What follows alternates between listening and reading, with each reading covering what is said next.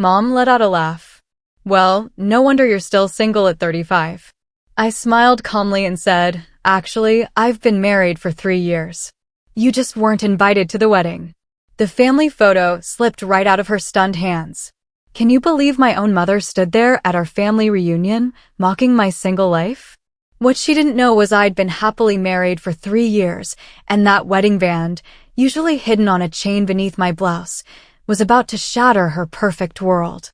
Her words cut through the air, sharp and deliberate, and in that moment, something inside me finally snapped. After years of feeling like I was never enough, I decided this was it. The family photo on the table crashed to the floor, and the truth, all of it, came spilling out. Growing up, my relationship with my mother, Diane Anderson, felt like walking on eggshells across a perfectly polished marble floor. Every strand of her blonde hair was always in place, her clothes ironed to perfection, her reputation as country club president untarnished. And she expected nothing less than perfection from me, her only daughter. My dad, Thomas, was my shield. He'd give me a conspiratorial wink across the dinner table when Mom launched into another lecture about proper posture or joining the right clubs. Haley Bear, he'd say, just be yourself. That's more than enough. But then, when I was 12, Dad suffered a sudden heart attack. And just like that, it was just Mom and me, alone in our big house, drowning in too many expectations. After he passed, her grip tightened. Every report card was scrutinized, every friend vetted, every outfit approved or disapproved with a critical eye. Haley, Harvard doesn't accept B-plus students, she'd declare. Or, that skirt makes your hips look wide. There was always something to improve, something to fix, something that was never quite right about me. By high school, I was an expert at anticipating her criticisms. I joined all the right clubs, maintained a perfect GPA, and dated boys from good families, boys Mom approved of. David Jenkins, the son of Dad's former business partner, was her favorite. Now there's a boy with a future, she'd say, subtly hinting I should take him seriously. The fact that David had the personality of cardboard and hands that wandered too freely never seemed to factor into her assessment. The real problems began in college. Mom had mapped out my entire future, Ivy League, law or medicine, married by 25 to someone from our social circle. I dutifully attended Columbia, but I chose English literature over pre-law. Poetry won't pay the bills, Haley, she'd sigh, that disappointed sigh I'd come to dread. By graduation, the pressure to find the perfect match was unbearable. Mom would arrange dinner parties, conveniently inviting eligible bachelors. Margaret's son just made partner at his law firm, she'd whisper loudly. James just bought a summer house in the Hamptons, isn't that wonderful? Each suitor paraded before me like prize cattle. When I did date someone of my own choosing, Mom found ways to sabotage it.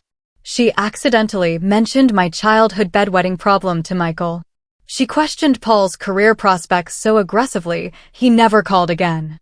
And when I brought home Tony, a brilliant art historian, she simply looked him up and down and said, I suppose some women don't mind being the breadwinner, effectively ending that relationship before it began. The comparisons were constant. Did you know Stephanie is engaged to a surgeon? Melissa just got promoted to VP at her firm and still volunteers at the hospital. The unspoken message, other daughters are succeeding where you are failing. By 25, I was suffocating. The constant pressure, the disapproval, the feeling that I could never measure up, had worn me down. So, when a job opened in Seattle, 2,000 miles from our Connecticut home, I jumped. Mom was furious. Running away won't find you a husband, Haley, she said as I packed. You'll end up alone if you keep making these reckless decisions. I moved anyway, telling myself it was just for a year or two, just for independence. The truth was, despite everything, I still longed for her approval. Every accomplishment, every small success in my new life, I measured against one question: would this finally be enough to make Mom proud? But as the distance grew, physical and emotional, I started to breathe more freely, to discover who I was beyond the confines of her expectations. What I didn't know then was that 3,000 miles wouldn't be far enough to escape the shadow of her disapproval. Nor did I realize that my search for independence would lead me to the love that would change everything. I met Adam Hayes 6 months after moving to Seattle. My first day at Horizon Technologies, I was lost in a maze of corridors, already late for my first meeting, when I literally crashed into him, spilling coffee all over his wrinkled blue shirt. "I'm so sorry," I gasped, mortified. He looked at the mess, then back at me, with the most genuine smile I'd ever seen. "This shirt was due for retirement anyway," he said, extending his hand. Adam Hayes, lead software engineer, and now walking coffee advertisement. There was something immediately disarming about him. Tall, unruly dark hair, glasses sliding down his nose, a relaxed demeanor that sharply contrasted with the high-strung personalities I'd grown up around. Adam showed me to my meeting, then offered a proper tour.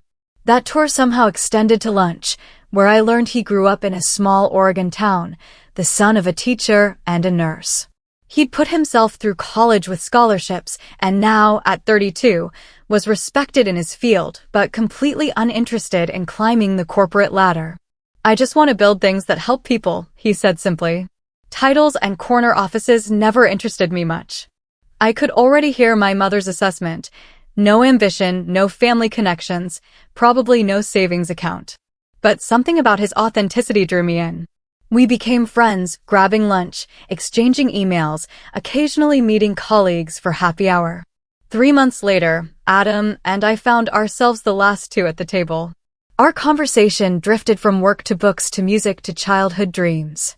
I told him about my secret passion for photography, something I'd abandoned because Mom thought it was a hobby, not a career. He listened with genuine interest, then insisted we leave immediately to buy me a camera. "Life's too short not to do what you love, even if it's just on the weekends," he said as we left the store, clutching my first professional camera. That night, as he walked me to my door, Adam kissed me for the first time. It was gentle and questioning, giving me every opportunity to pull away. Instead, I leaned in, feeling something click into place that I hadn't known was missing. Our relationship blossomed. We hiked through lush forests, explored tiny bookstores, and spent rainy Sundays cooking elaborate meals in his cozy apartment. Adam encouraged my photography, framing my pictures, hanging them on his walls, proudly showing them to friends. For the first time, I felt seen for who I was, not who someone wanted me to be. He never tried to change me. He loved my quirks, listened to my dreams, and made me feel like I was enough, just as I was. Of course, I knew the honeymoon phase wouldn't last. The real test would come when Adam met my mother. I put it off as long as possible. But when Mom announced she was visiting Seattle for a conference, there was no avoiding it. I spent days preparing Adam. "She can be critical," I warned. "She has very specific ideas about the kind of person I should be with." Adam squeezed my hand. "Haley, I love you. Your mom might not approve of me right away, but I'm not going anywhere. We'll figure it out together." The dinner was every bit the disaster I'd anticipated. Mom arrived early, immaculately dressed in a designer suit that made my carefully chosen outfit look shabby. Her eyes narrowed when Adam stood to greet her, taking in his casual button-down and lack of tie. "So, Adam," she began after the briefest introduction. "Haley tells me you work with computers. Is there much future in that?" It was the first volley in a 3-hour interrogation. She questioned his education, a state school? How quaint. His family background, teachers are so underappreciated, though I suppose it explains your salary expectations, and his 5-year plan, so no aspirations to management. How unusual for a man your age. Adam remained polite, answering thoughtfully, even attempting to find common ground. But Mom wasn't interested. She was conducting an assessment, and it was clear from her tight smiles and pointed questions that Adam was failing spectacularly. By dessert, I was fighting back tears of humiliation. When Adam excused himself, Mom leaned across the table. "Darling, he seems nice enough for a casual relationship, but surely you can't be serious. He has no connections, no real ambition. You'd be supporting him within 5 years. Mark my words." When Adam returned, she switched tactics, regaling him with stories of suitable men back east. "William just made junior partner at his father's firm," she said, smiling at me pointedly. "He always asks about you, Haley." Later that night, after Mom returned to her hotel, Adam held me as I cried. "I'm so sorry," I kept saying. "She was horrible to you." "Hey," he said gently, wiping my tears. "I didn't fall in love with your mother. I fell in love with you. And if it takes her some time to warm up to me, that's okay. We have time." But as months passed, it became clear Mom had no intention of warming up. She called more frequently, always with news about someone back home getting engaged or promoted. "Life is moving on without you, Haley," she'd say. "Don't waste your youth on dead-end relationships."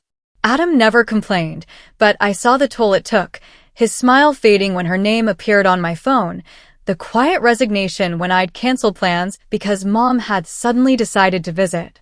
Despite everything, he remained patient, loving, supportive. And I fell more deeply in love with him every day, even as I worried about our future. 6 months into our relationship, Mom's interference shifted from passive-aggressive comments to active sabotage. It began with a little surprise she'd arranged for James Whitmore, a recently divorced investment banker, to accidentally be in Seattle during her next visit. "I thought we could all have dinner," she said innocently. "James is staying at the Four Seasons for a conference, and he remembered how you two hit it off at the Millers' Christmas party years ago." I had no recollection of ever meeting James Whitmore.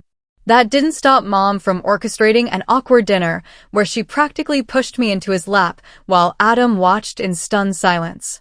James, to his credit, seemed as uncomfortable as I was, especially when Mom began listing my accomplishments as if reading from a resume. "Haley graduated cum laude from Columbia," she told James, completely ignoring Adam. "She could have gone to law school, but she decided to explore her options first." Such a shame. But it's never too late, is it? After that, the floodgates opened.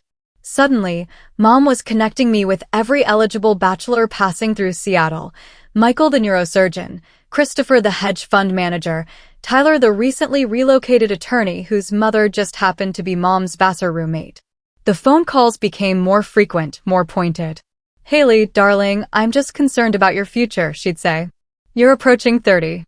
Do you really want to waste these crucial years on someone who will never fit into our world?"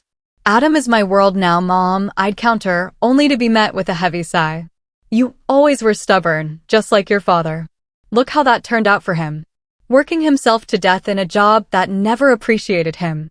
That comment, bringing my father into it, broke something inside me. "Don't talk about Dad that way," I said, my voice shaking. "He was happy. He loved his work and his life. Not everything is about status and connections." "Clearly Adam has been filling your head with this bohemian nonsense," she replied coldly. "Your father could have been so much more if he had listened to me. I will not stand by and watch you make the same mistakes." The tension reached a breaking point during the annual family reunion at my Aunt Patricia's lake house. Mom had insisted I come alone, claiming it was family only, but I knew it was because she didn't want to introduce Adam to the extended family. Against my better judgment, I agreed, not wanting to cause a scene. I should have known she had ulterior motives.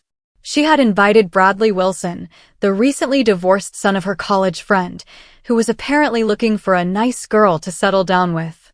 Bradley was handsome in a generic way, with perfectly coiffed hair and a country club tan.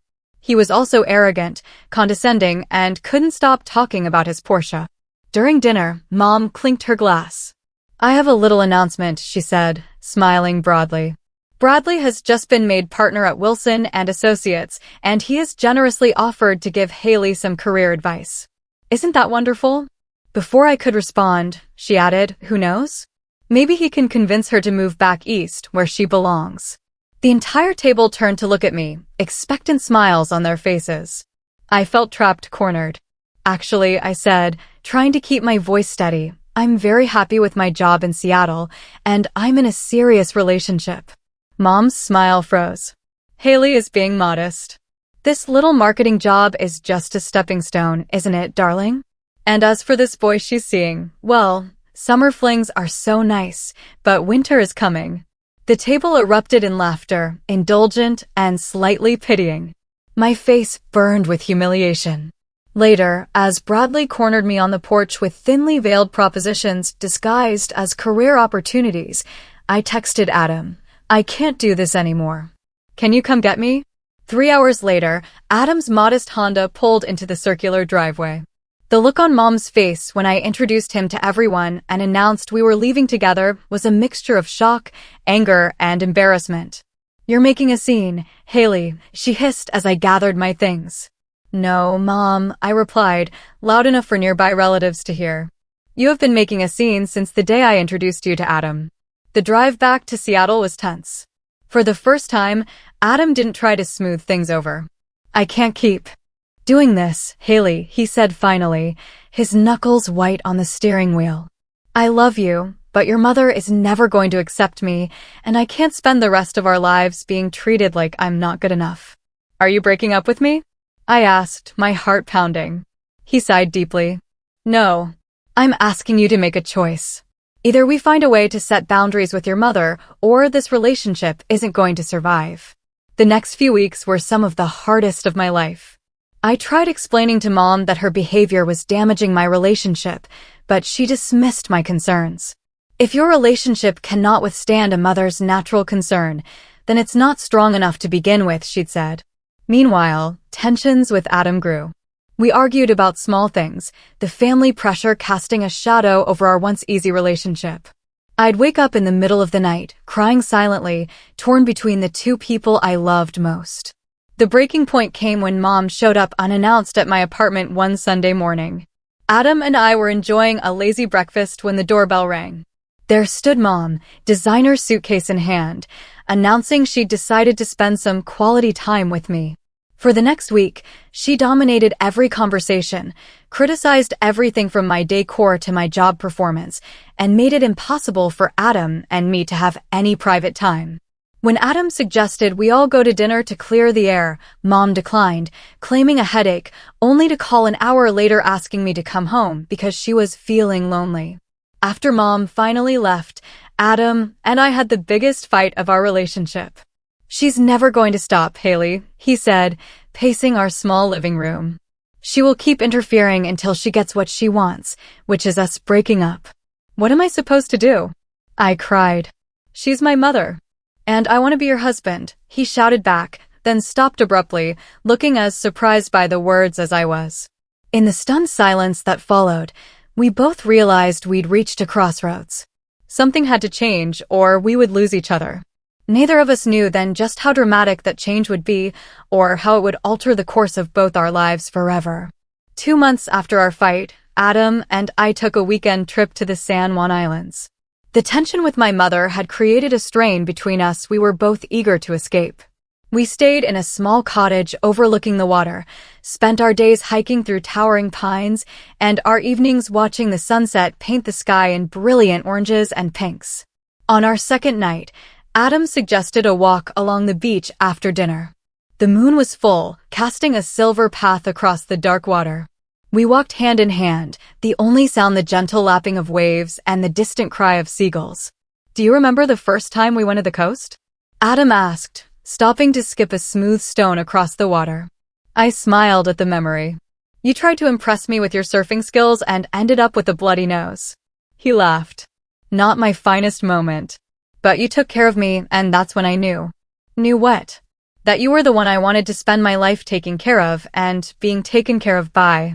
Before I could respond, Adam was down on one knee, pulling a small velvet box from his pocket. Inside was a modest diamond surrounded by tiny sapphires, the color of the sea behind him. Haley Anderson, he began, I have loved you since the moment you spilled coffee all over my favorite shirt.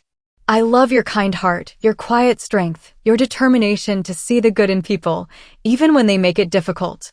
He took a deep breath. I know things have been hard with your family, but I promise to stand by you through whatever comes next. Will you marry me? Tears filled my eyes as I nodded, unable to speak. When he slipped the ring onto my finger, it felt right, in a way few things in my life ever had. We spent the rest of the evening making plans, dreaming about our future, deliberately avoiding the elephant in the room, how my mother would react. Reality crashed back in the moment we returned to Seattle. The weight of what was coming settled on my shoulders like a physical burden. I knew I had to tell my mother, and I knew it wouldn't go well.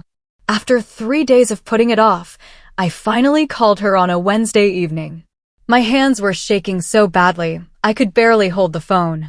"Haley, darling, what a nice surprise," she answered, her voice warm for once. "I was just thinking about you.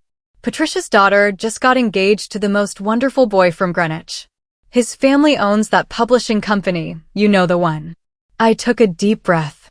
"Mom, I have some news too. Adam asked me to marry him, and I said yes." The silence that followed was so complete I thought the call had dropped. Then came her voice, cold and controlled. "I see. And when did this happen?" "Last weekend. We went to the San Juan Islands." "Have you set a date?" she interrupted. "Not yet. We were thinking maybe next spring." "There's still time to reconsider," she cut in again. "Darling, engagements break all the time. No one would think less of you." I gripped the phone tighter. "Mom, I'm not breaking the engagement. I love Adam, and we are getting married." "Haley Elizabeth Anderson," she said, her voice dropping to a dangerous whisper, "you cannot possibly be serious about marrying that nobody. What about your future? What about children? Do you want them growing up without the advantages you had?" "Adam is not a nobody," I said, feeling my temper rise. "He is brilliant and kind and loves me for who I am, not who he wants me to be." "Is that a dig at me?" she asked sharply. "After everything I've done for you, I have only ever wanted what is best for you." "No, Mom. You have only ever wanted what you think is best for me. There is a difference." The conversation deteriorated from there. Mom alternated between icy fury and tearful manipulation, telling me I was throwing away my future, that I would regret this decision, that I was breaking her heart. "Your father would be so disappointed," she said, delivering the cruelest blow she could think of. "Dad would have loved Adam." I countered, tears streaming down my face. "He would have seen what a good man he is." "Well, your father is not here, is he? And I am telling you, this is a mistake. If you marry that man, Haley, don't expect me to be there. In fact, don't expect me to be in your life at all." Her final words left me cold. "If you choose him over your family, Haley, don't ever call me mother again." The line went dead, and I collapsed onto the floor, sobbing uncontrollably. That was how Adam found me an hour later. He held me as I told him everything through hiccuping sobs. "She said she'd disown me, Adam. She said not to call her mother anymore." Adam's face was grim, but his voice was gentle. "Haley, I love you more than anything, but I need you to be sure. If you want to call off the engagement, I will understand." I looked up at him through swollen eyes. "Is that what you want?" "No," he said firmly. "I want to marry you.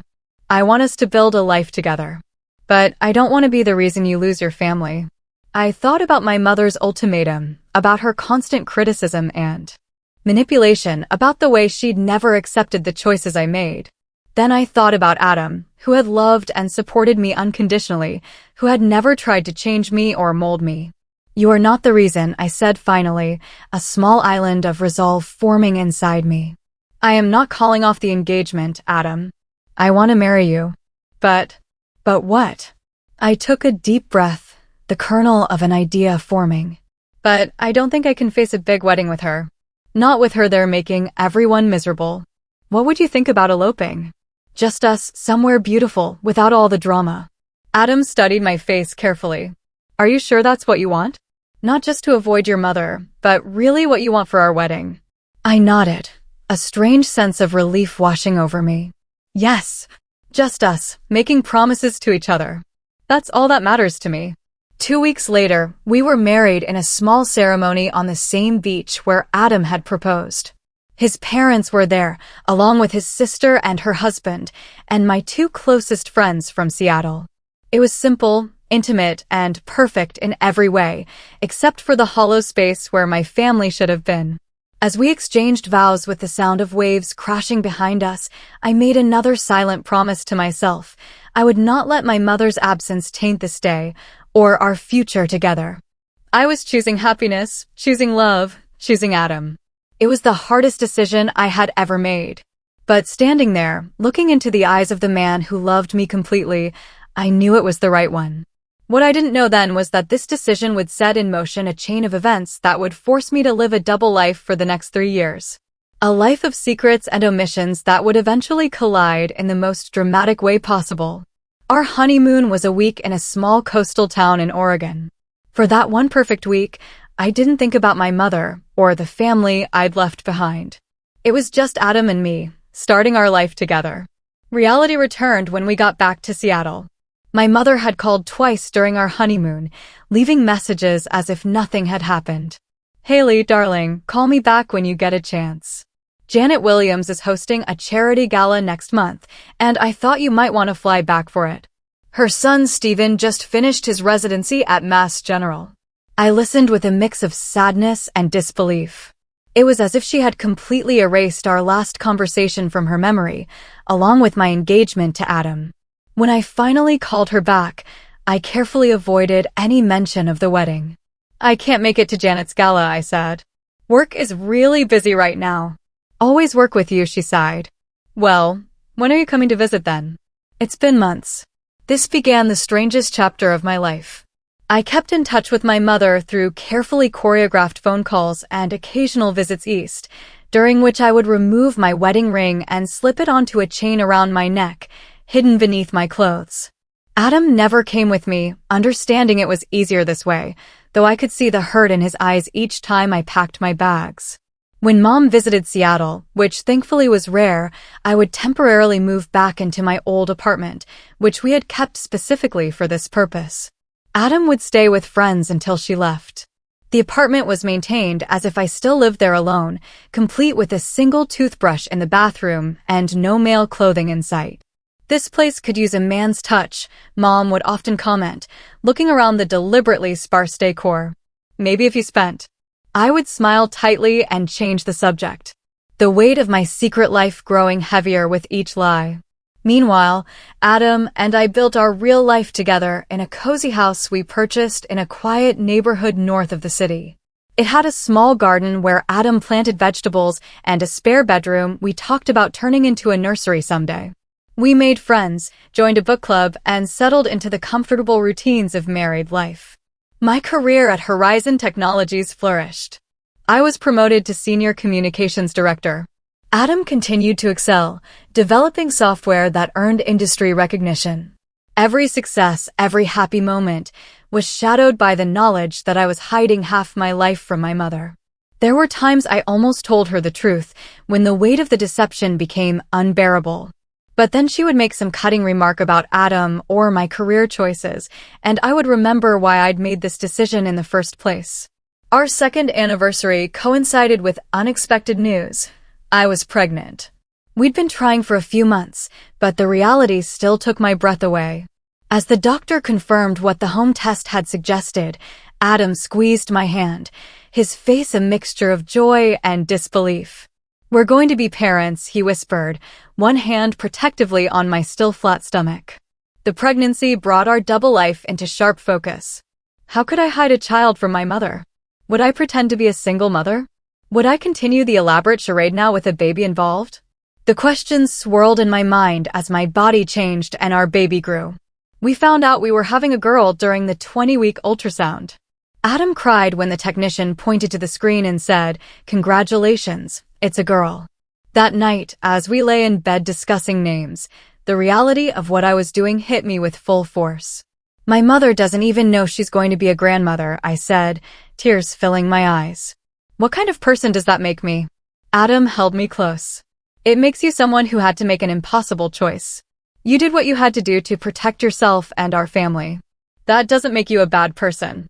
Lily Grace Hayes was born on a rainy Tuesday in October, 7 pounds, 2 ounces of perfect baby girl with Adam's dark hair and my green eyes.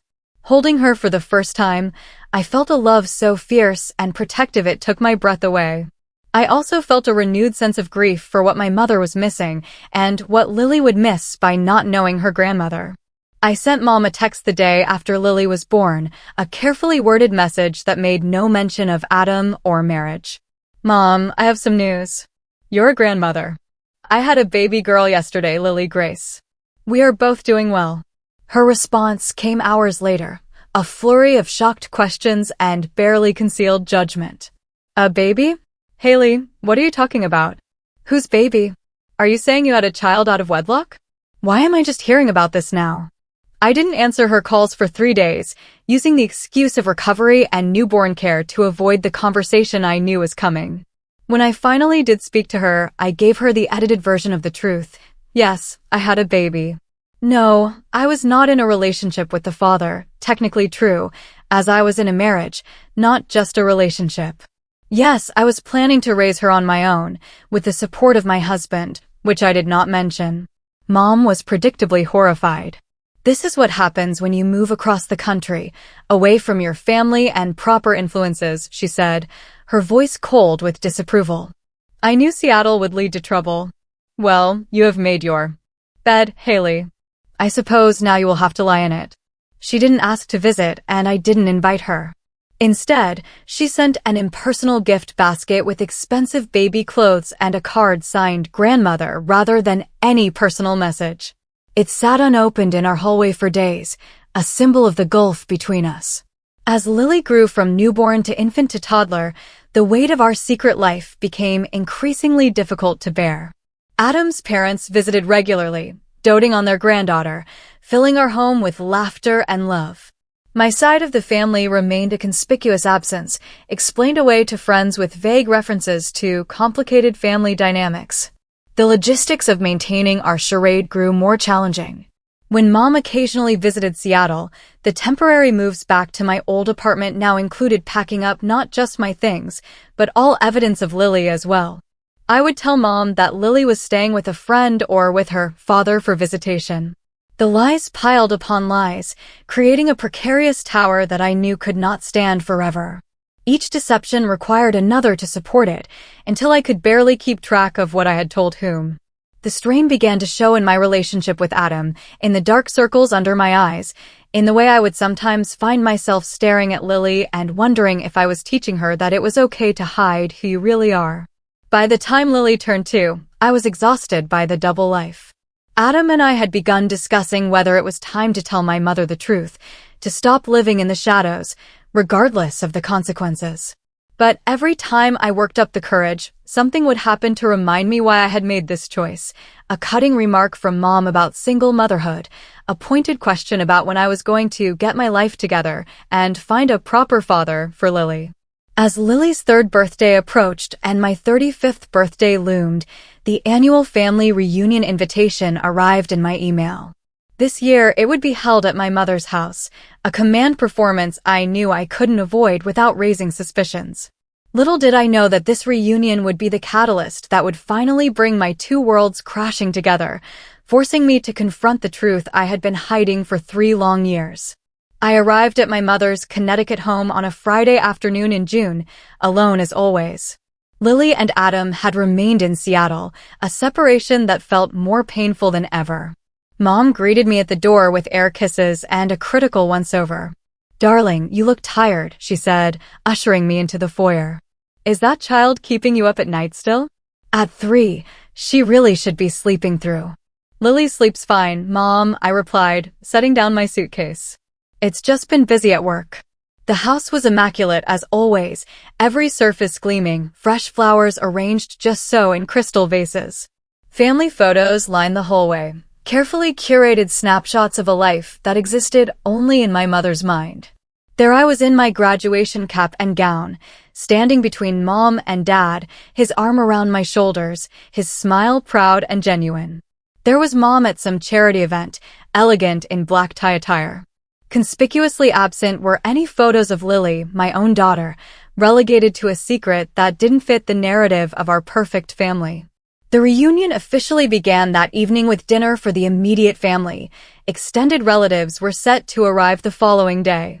Aunt Patricia was there with her husband Robert, my cousins Jessica and Matthew, with their spouses, and my Uncle James, my father's younger brother, who had flown in from Chicago. Dinner was a formal affair, served in the dining room I had always found intimidating. Mom had prepared her famous beef Wellington, a dish reserved for special occasions, and conversation flowed along with the expensive wine. "So, Haley," Aunt Patricia began as we moved to dessert, "how is life as a single mother? It must be so difficult managing everything on your own." I felt my cheeks flush. It is challenging sometimes, but we're doing well. And the father? Uncle James asked, always direct. Is he in the picture at all? Before I could answer, Mom cut in smoothly. Haley prefers not to discuss that situation, James.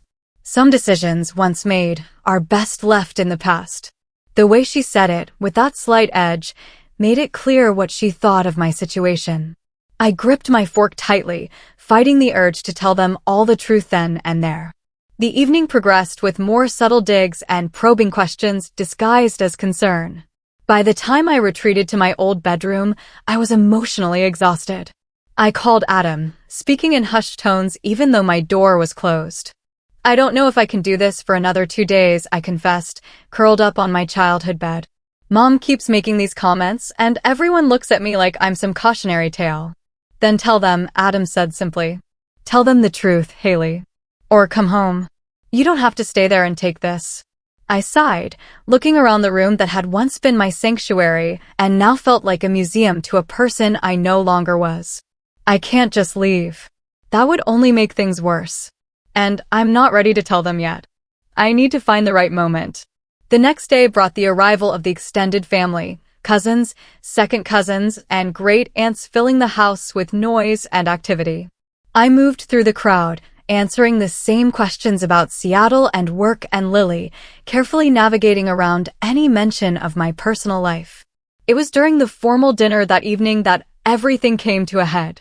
Mom had seated me between cousin Rachel, who had recently made partner at her law firm, and great Aunt Eleanor, who had a habit of dispensing unsolicited life advice. The table was beautifully set, candles flickering in silver holders, the good china and crystal brought out for the occasion. Mom stood at the head of the table, raising her glass for a toast. To family, she said, smiling benevolently at the gathered relatives. The most important thing in life. Murmurs of agreement rippled around the table as everyone drank. Then Mom continued, and to new beginnings. Jessica and Matthew are expecting their first child in December, making me a great aunt at last. Congratulations erupted as Jessica blushed happily, her husband squeezing her hand.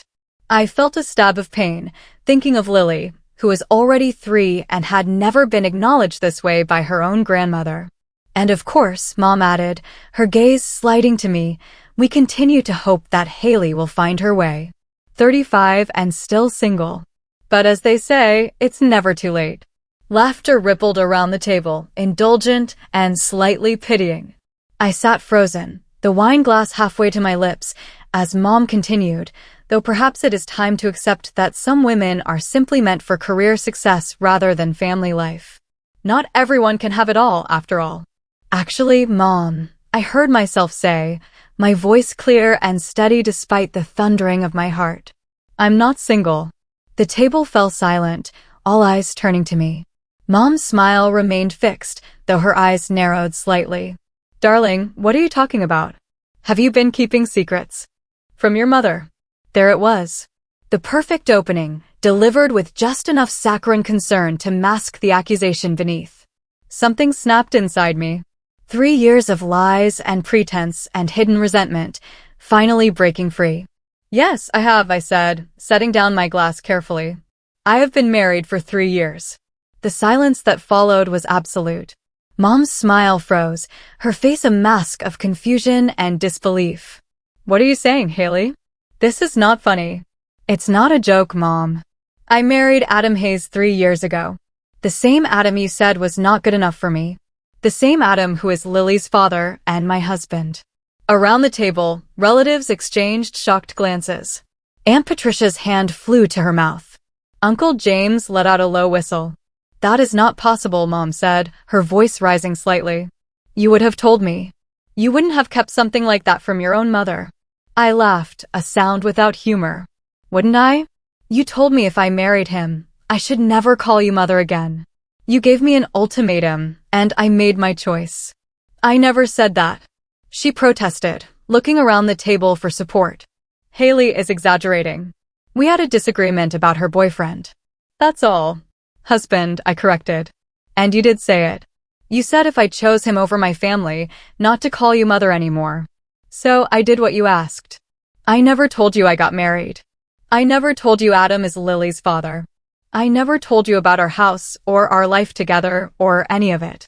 Mom's hand trembled as she reached for the small clutch beside her plate. She opened it, removing a silver-framed photo. She always carried a family portrait taken at my college graduation. "This is our family," she said, holding it up like evidence in a trial.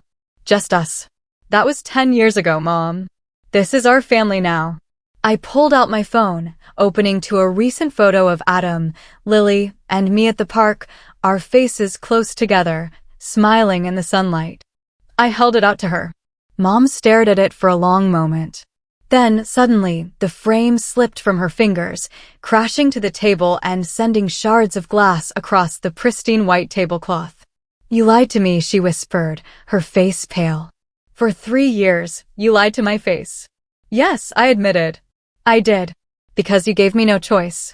You made me choose between the man I love and my mother, and it broke my heart. But I chose Adam, and it was the right choice. He loves me for who I am, not for who he wants me to be." Mom pushed back from the table abruptly, her chair scraping loudly. "I think you should leave," she said, her voice shaking with anger or hurt or both. "If this is how little our family means to you, that you would deceive us this way, then perhaps you do not belong here after all." I stood slowly, looking around at the shocked faces of my relatives. "I am sorry you had to find out this way," I said to them. "I never wanted to lie to any of you, but Mom made it impossible for me to tell the truth." As I turned to leave, Uncle James spoke up. "Diane, this is ridiculous. She's your daughter. Are you really going to throw her out for getting married? Stay out of this, James." Mom snapped. "You have no idea what she has done." "What she has done is create a family," Aunt Patricia said quietly. "Is that really so unforgivable?" Mom didn't answer, her back rigid as she stared out the dining room window. I gathered my purse and walked to the door, pausing for a moment. "For what it's worth, Mom, I never wanted it to be this way. I always hoped someday you would accept Adam, accept us. I guess I was wrong." I walked out of the dining room with as much dignity as I could muster, though my legs felt weak and my hands were shaking. As I climbed the stairs to pack my things, I heard the murmur of voices rise behind me, arguments breaking out among the family members. In my room, I quickly threw my belongings into my suitcase, tears blurring my vision. I called Adam, who answered on the first ring. "Haley, what's wrong?" I told them, I said, my voice breaking. "I told everyone about us, about our marriage." Mom kicked me out. "Are you okay? Where are you going to go?" "I'll get a hotel for tonight and fly home tomorrow," I said, zipping the suitcase closed. "I'm so sorry, Haley," he said softly. "I wish I was there with you." "Me too," I whispered. As I carried my suitcase down the stairs, I found Uncle James waiting in the foyer. "I'll drive you to a hotel," he said, taking the bag from me. "This isn't right, what Diane is doing." "Thank you," I managed, grateful for the small kindness. As we walked to the door, Mom appeared from the dining room. Her face was composed now, but her eyes were red. "So you are really leaving," she said, not quite a question. "You asked me to," I replied simply. She nodded once, a sharp, jerky movement. "You have made your choice clear, Haley." "No, Mom. You made the choice for both of us 3 years ago. I just lived with the consequences." I walked out the door without looking back, though I could feel her eyes on me as Uncle James loaded my suitcase into his car. As we pulled away from the house, I caught a glimpse of her in the doorway, a small, rigid figure framed by light, watching her daughter leave for what might be the last time. In the car, Uncle James glanced at me. "Your father would have liked Adam, you know. He never cared about all that status nonsense your mother is obsessed with." I nodded, unable to speak past the lump in my throat. We drove in silence to the hotel where Adam had already booked me a room. Before I got out, Uncle James squeezed my hand. "Give her time, Haley. She's stubborn, but she loves you. Eventually, she'll realize what she's losing." I didn't believe him then, too raw from the confrontation to imagine any path to reconciliation. As I checked into the hotel alone, my family celebrating without me just miles away, I felt both a profound sense of loss and, surprisingly, relief. The secret was out. The double life was over. Whatever came next, at least I would face it honestly, with Adam by my side. The flight back to Seattle the next morning was a blur. I moved through the airport in a daze, replaying the previous night's events, analyzing every word, every expression, wondering if I could have handled things differently. By the time the plane touched down, I had cycled through grief, anger, guilt, and back again multiple times. Adam and Lily were waiting at the arrival's gate, my daughter bouncing with excitement, a homemade sign reading, "Welcome home, Mommy," clutched in her small hands. The sight of them, my real family, broke through the numbness that had enveloped me. I swept Lily into my arms, breathing in her sweet scent, feeling her little arms wrapped tightly around my neck. "Missed you, Mommy," she whispered, and I had to bite my lip to keep from crying. Adam embraced us both, his steady presence anchoring me. "How are you holding up?" he asked quietly as we walked to the car. "I don't know," I answered honestly. "It feels like I've lost her all over again, but also like maybe I lost her years ago and just didn't want to admit it." The days that followed were strangely peaceful. The weight of secrecy had been lifted. And despite the pain of my mother's rejection, I felt lighter somehow. I threw myself into being present with Lily, savoring ordinary moments that had often been overshadowed by the stress of maintaining my double life. Morning cuddles, bedtime stories, weekend trips to the park, all took on a new sweetness now that they weren't tainted by lies. A week after the confrontation, I received a text from Aunt Patricia. "Your mother is not speaking to anyone who defended you," she wrote. "But several of us would like to keep in touch. Is that okay with you?" I sent back my email address and phone number, touched by the small rebellion of my relatives. Over the next few weeks, I received messages from various family members. Some curious about my secret life, others simply expressing support. Uncle James sent photos from family gatherings I had missed over the years, along with stories about my father that Mom had never shared. From my mother, there was only silence. I hadn't really expected anything else, yet each day that passed without contact deepened the ache of loss. Adam watched me check my phone obsessively, his eyes filled with concern, but he never pushed or offered empty reassurances. He simply loved me through it, steady and patient as always. A month after the reunion, a letter arrived in our mailbox addressed to me in my mother's distinctive handwriting. I stared at it for a long time before finding the courage to open it. "Haley," it began. "No, dear," or other affectionate greeting. "I have been thinking about what happened at the reunion. While I cannot condone the deception you practiced for 3 years, I recognize that my own actions may have contributed to your decision. Your father always said I was too rigid, too concerned with appearances. Perhaps he was right." The letter continued for several pages, alternating between justified anger at my lies and reluctant acknowledgement of her role in creating the situation. It wasn't exactly an apology, but it was more self-reflection than I had ever seen from her. "I do not know where we go from here," she concluded. "But I find I am not ready to lose my only child or to continue missing out on my granddaughter's life. If you are willing, perhaps we could speak on the phone sometime." I cried as I read the letter, then read it again with Adam, analyzing every word for hidden meanings or manipulations. In the end, we decided together that it represented a genuine, if imperfect, olive branch. I called her the following Sunday. The conversation was stilted and awkward, both of us carefully avoiding anything that might trigger another confrontation. We talked about the weather, about her garden, about Lily's preschool. It was superficial, but it was a start. Those Sunday calls became a weekly ritual. Gradually, the conversations grew longer and more substantial. She asked questions about Adam, tentative at first, then with increasing interest.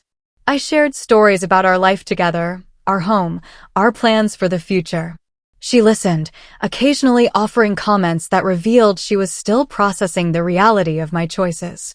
"You own a house?" she asked during one call, surprise evident in her voice. "With a garden?" "Yes, Mom. Adam grows vegetables. Lily has her own little patch where she plants sunflowers." A pause. "Your father always wanted a vegetable garden. I never had the patience for it." 3 months after the reunion, Mom asked if she could visit. Adam and I discussed it at length. weighing the potential benefits against the risk of reopening old wounds. In the end, we decided to invite her, but on our terms. You would be welcome to visit, I told her during our next call. But you need to understand that this is our home, our life. I need you to respect that, to respect Adam as my husband and Lily's father. I understand, she said, her voice uncharacteristically subdued. I would like to try, Haley. I really would. Her first visit was tense but civil. She arrived with an expensive doll for Lily and a bottle of wine for dinner, both peace offerings in their way. When Adam greeted her at the door, she stiffly extended her hand, which he took with a warm smile that never faltered despite her obvious discomfort. Lily, unaware of the complex history between her grandmother and parents, charmed Mom with her curiosity and energy. By the end of the first day, I caught Mom smiling genuinely as Lily showed her the collection of rocks she had gathered from our garden. That evening, after Lily was in bed, the three of us sat in the living room, the conversation halting and careful. Finally, Mom set down her wine glass and looked directly at Adam. I owe you an apology, she said formally. I judged you unfairly, based on superficial criteria that have nothing to do with your character or your ability to make my daughter happy. It's clear to me now that you have done that. Made her happy in ways I failed to recognize. Adam nodded, accepting her words with grace. Thank you for saying that, Diane. All I've ever wanted is for Haley to be happy. We both want that. Mom turned to me then, her expression softening. I have missed so much of your life, Haley. 3 years of marriage, Lily's birth, her first steps. I will always regret that. I regret the lies, I admitted. I hated living that way, always hiding half my life from you. But I didn't see another option at the time. There is blame enough for both of us, she said quietly. Perhaps we can do better going forward. It was the closest thing to a mutual understanding we had ever reached. The visit ended with tentative plans for Mom to return for Lily's birthday in October and a promise to send regular updates and photos in the meantime. The healing process was slow and not without setbacks. Mom occasionally slipped into old patterns, making subtle digs about our modest home or questioning our parenting choices. But now, instead of swallowing my hurt or avoiding confrontation, I would calmly set boundaries. That comment was hurtful, Mom, I would say. If you continue speaking to us that way, we will have to end this visit early. To my surprise, she usually backed down, sometimes even apologizing. It seemed the fear of losing her connection to me and Lily outweighed her need to control and criticize. It wasn't perfect, but it was progress. As the months passed, our relationship slowly transformed into something new, something healthier. Mom began to show genuine interest in Adam's work, in our life in Seattle, in the choices we had made together. She still occasionally expressed views that made me cringe, but the sharp edge of judgment had softened. On Lily's 4th birthday, Mom flew out for the celebration. She brought a photo album she had created, filled with pictures of me as a child, of Dad, of our family before everything fell apart. For Lily, she said, so she knows where she comes from. That night after the party, I found Mom sitting on our back porch, looking at the stars. I joined her, wrapping a blanket around my shoulders against the autumn chill. Thank you for coming, I said softly. It meant a lot to Lily and to me. She nodded, still looking up at the sky. Your father would have loved her so much. And he would have been proud of you, Haley. The life you have built, the mother you have become. I haven't said that enough. We sat in companionable silence for a while, the most peaceful moment we had shared in years. Finally, she spoke again. I was wrong, you know. About Adam, about what makes a good life, about so many things. I was trying to protect you from disappointment, from struggle. Your father and I, we had our challenges. I wanted something easier for you. Life is not easy, Mom, I said gently. But having people who love you for who you really are makes the hard parts bearable. That's what Adam gives me. What Dad gave you, I think. She reached over and squeezed my hand, a rare physical gesture from a woman who had always maintained a certain distance. Yes, she said simply. He did. The journey of healing with my mother continues to this day. We still have moments of tension, old wounds that occasionally reopen. But we have found a way forward based on honesty, respect, and the mutual recognition that family connections are too precious to sacrifice for pride or control. Through this difficult journey, I've learned invaluable lessons. I've learned that true love accepts you as you are, without conditions or expectations. I've learned that sometimes the hardest choices, the ones that hurt the most in the moment, lead to the greatest growth. I've learned that honesty, even when painful, is ultimately less destructive than deception. Most importantly, I've learned to define family not by blood or obligation, but by love and choice. Adam and Lily are my first family, the one I chose and created. My mother is learning to be part of that family on new terms, ones that respect our autonomy and dignity. As I watch Lily playing with her grandmother in our yard, I feel a sense of peace that once seemed impossible. The road here was longer and more painful than I ever imagined it would be. But standing in this moment, I know that every step was necessary. Our lives are shaped not just by the love we receive, but by the boundaries we set, the truths we tell, and the courage we find to be authentically ourselves, even when it costs us dearly. Sometimes the most loving thing we can do for ourselves and others is to stand firm in our truth, even when it hurts, because only then can real healing begin. So tell me, have you ever had to make a difficult choice between your family's expectations and your own happiness? How did you handle it? Share your story in the comments below. I really want to know what you think. And if this resonated with you, don't forget to like, subscribe, and share. Thank you for listening to my journey, and remember, sometimes the hardest choices lead to the most beautiful outcomes.